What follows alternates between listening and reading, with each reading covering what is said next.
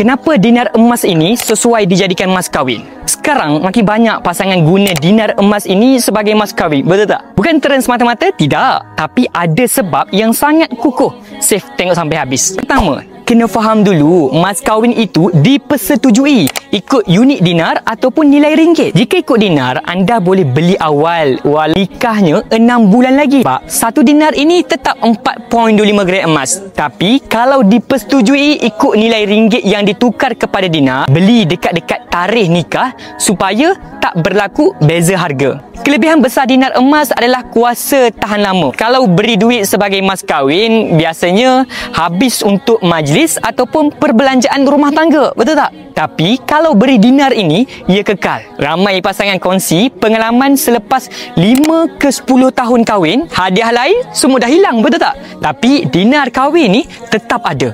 Malah nilainya makin hari makin naik. Emas ni ada sentimental value. Orang tak sampai hati nak jual. Kalau terdesak pun, kebiasaannya mereka pajak dulu, bukannya jual. Itulah kelebihan emas sebagai simpanan jangka masa panjang. Kalau nak mula simpan emas untuk mas kahwin, dari sekarang letak target 1 dinar sebulan. Kalau tak mampu, mula je dengan RM100 dalam akaun GAP, Gold Accumulation Program Public Gold. Top up bila ada duit dan kumpul sikit demi sikit cukup gram emas nanti, tukarlah kepada dinar emas 999 Public Gold ni. Untuk lelaki dan perempuan, dua-dua boleh simpan dinar awal. Bila sampai masa nak kahwin, emas tu boleh dijadikan emas kahwin dan duit hasil jual dinar itu boleh bantu persiapan kahwin. Emas dapat balik, duit kenduri pun dapat. Nak tak saya bantu anda mulakan tabungan emas serendah RM100 saja melalui akaun GAP, Gold Accumulation Program Public Gold ini. Untuk bermula, rujuk pin video saya tentang 4 langkah daftar akaun Public Gold.